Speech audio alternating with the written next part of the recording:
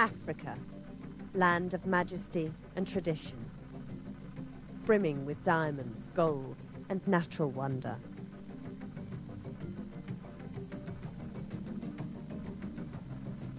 But also the dark continent, freed from colonialism, but not from corruption, famine, and war.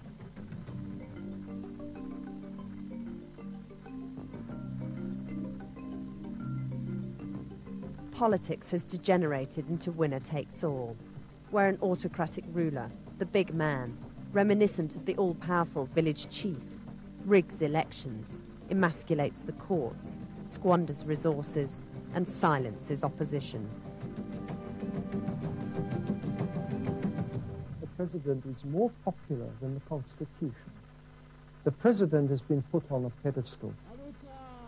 He's virtually untouchable. He is the big man of politics, and to be a big man of politics, he must be able to command resources. Resources Africa has in abundance, yet most of its people know only poverty. What holds this continent back? How can Africa unlock its wealth and emerge from the shadow of the big man politics?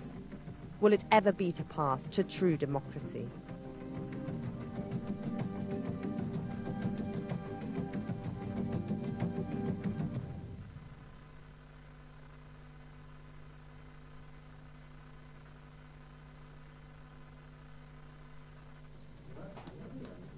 Democracy has not found much succor in Africa. Out of more than 300 heads of state since 1960, less than 20 have stepped down voluntarily. Today, Africa is governed by a mix of democracies, monarchies, one-party states, Islamic republics, and military juntas.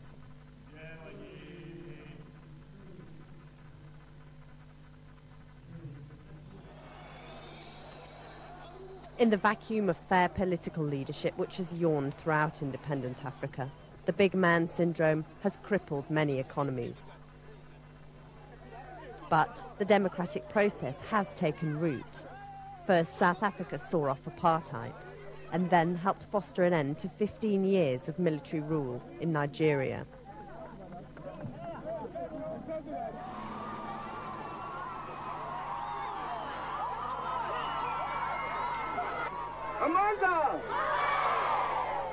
Amandla, or power to the blacks, a slogan resonating from apartheid South Africa, when such things were the stuff of dreams.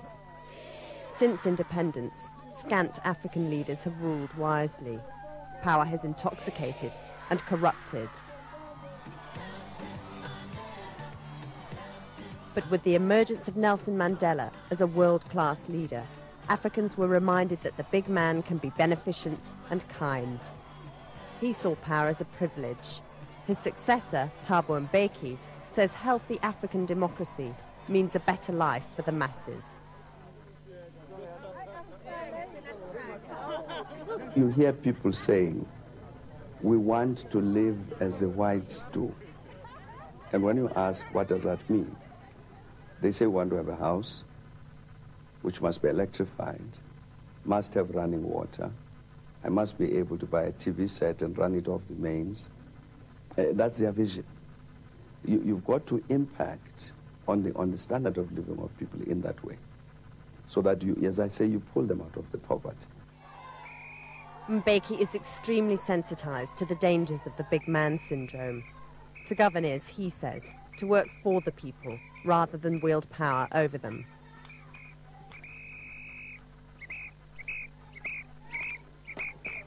You've got to make sure that you don't convey an image of yourself to the people as somebody above them, who's out of reach, who's a little god, who kinds of, when they appear, you need to move aside and open the way. You want to produce the opposite reaction, and to be able to engage the people and let them feel free to raise any issue.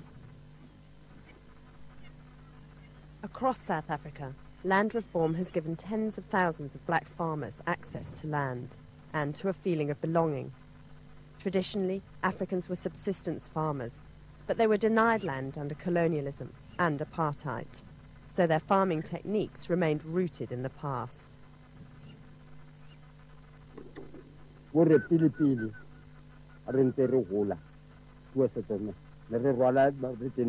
the old days, we used to wear a goat skin. There were no shirts.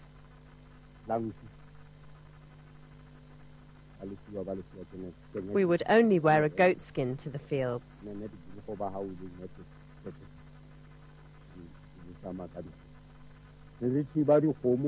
We'd look after about 12 cows.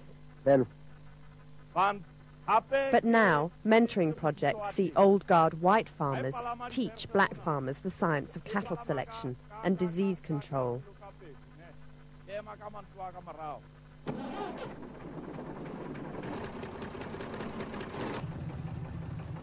A growth in black commercial farming will, in time, expand South Africa's middle class, and it's hoped that the growth of the middle class will shore up South African democracy. In my own estimation, 10 years, we must be having a very serious class of emerging strong black farmers. Land reform is a painstaking process, but South Africa's government is working towards a fair distribution of this key natural resource. Mbeki's vision, which grew out of Mandela's vision, where all citizens enjoy a democratic voice and economic fruits, is a blueprint for the whole continent.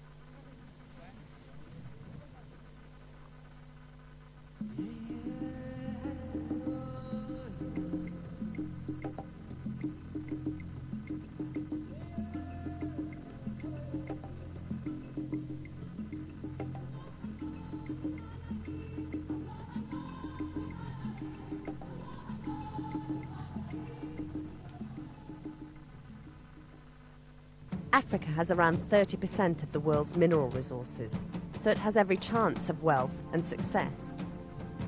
South Africa, Zimbabwe, Zambia, Tanzania, the Democratic Republic of Congo, and Ghana dominate mining, whilst in Sierra Leone, Angola, Namibia, and Botswana, mining keeps the economy afloat.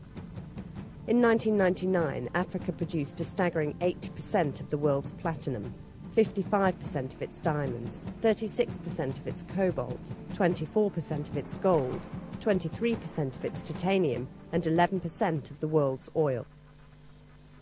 But few African leaders have chosen the Mandela blueprint and drawn up plans for social welfare. Instead, they've enriched their own coffers with mineral wealth or used it to fund civil war.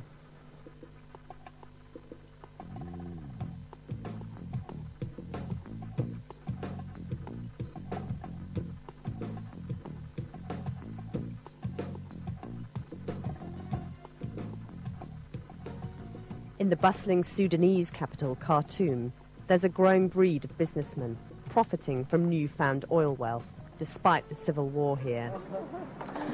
I've been here for 4 months and I can say, alhamdulillah, I like it very much. You don't worry about the war? No, there's nothing to worry. It's very safe here in Sudan. You don't even feel there's such a thing as a war in Sudan. You can walk freely at night. There is no robbery. You feel practically safe here. There could be as much as $45 billion worth of oil in Sudan. The 220,000 barrels pumped daily are touted by the government as the solution to the 19-year civil war here. But human rights groups claim oil revenue, estimated at $500 million in the year 2000, is now funding the government's war on Christians in the south. On paper, Sudan has a progressive constitution, but in practice it discriminates on religious grounds.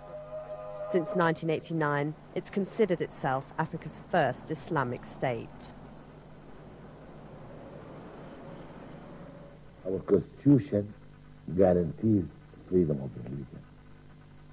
Fully. The constitution is based on the rights of the citizen to participate in common life, irrespective of his religion or his religion.